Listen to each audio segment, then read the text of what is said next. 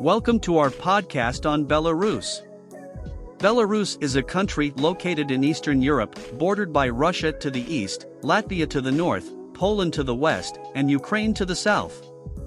With a population of over 9 million people, Belarus is the largest country in the region and has a rich history and diverse culture.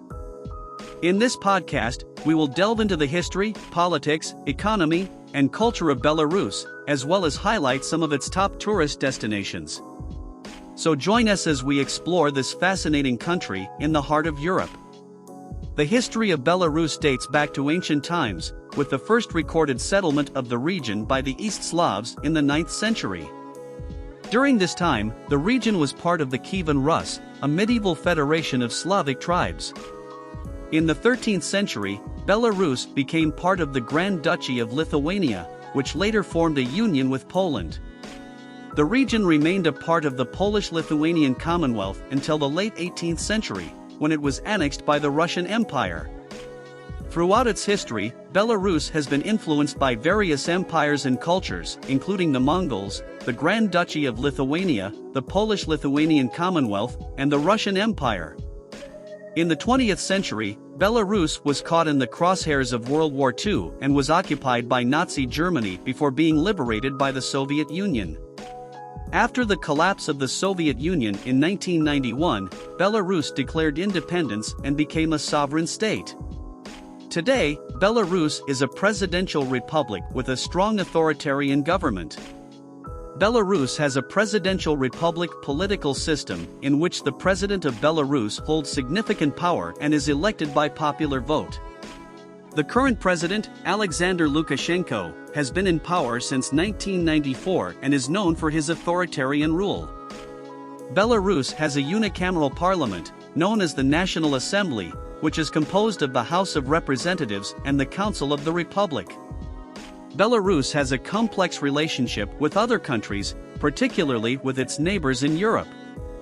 The country is a member of the United Nations and the Union State, a regional organization that includes Russia. However, Belarus has faced criticism from the international community for its human rights record and lack of free and fair elections. The European Union and the United States have imposed economic sanctions on Belarus in response to its human rights abuses. Despite this, Belarus has maintained good relations with Russia, its closest ally, and has also sought to improve relations with other countries in Europe and beyond. Belarus has a mixed economy, with both state-owned and private enterprises. The country's main industries include manufacturing, agriculture, and services. Belarus is known for its production of tractors and other heavy machinery, as well as its dairy and grain farming. The service sector, including finance, trade, and transportation, is also an important contributor to the economy. Belarus has a number of trade partners, including Russia, China, and the European Union. The country exports a range of products, including machinery, metals, textiles, and food. It imports a variety of goods, including oil, gas, and consumer products. Belarus has faced economic challenges in recent years, including a decline in exports and a decrease in foreign investment. The government has implemented economic reforms in an effort to improve the country's economic situation. Belarus has a rich and diverse culture that has been influenced by its history and the various empires that have ruled over the region. The official language of Belarus is Belarusian, a Slavic language closely related to Russian and Ukrainian. However, Russian is also widely spoken in the country, and many people are fluent in both languages. Belarus has a long tradition of literature, with a number of notable writers and poets.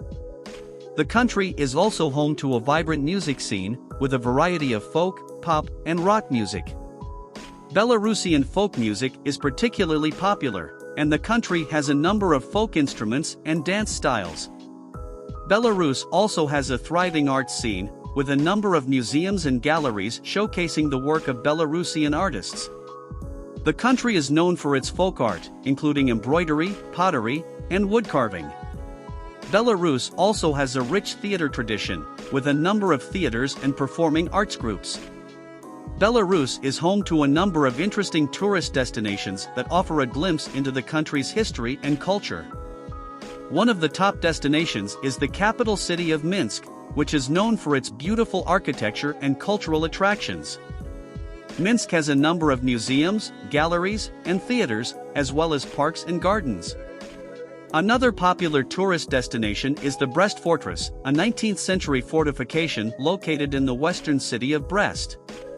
The fortress is an important symbol of Belarusian national pride and was the site of a heroic resistance against the Nazis during World War II. Today, the fortress is a museum and attracts visitors from around the world. Other popular tourist destinations in Belarus include the Mir Castle, a 16th-century castle located in the town of Mir, and the Nesvizh Castle, a Baroque-style castle located in the town of Nesvizh. Both of these castles are recognized as UNESCO World Heritage Sites and are known for their beautiful architecture and gardens. There are many other tourist attractions to discover in Belarus, including natural parks, religious sites, and cultural festivals. Whether you're interested in history, culture, or nature, there is something for everyone to enjoy in Belarus. Thank you for joining us on this journey through Belarus.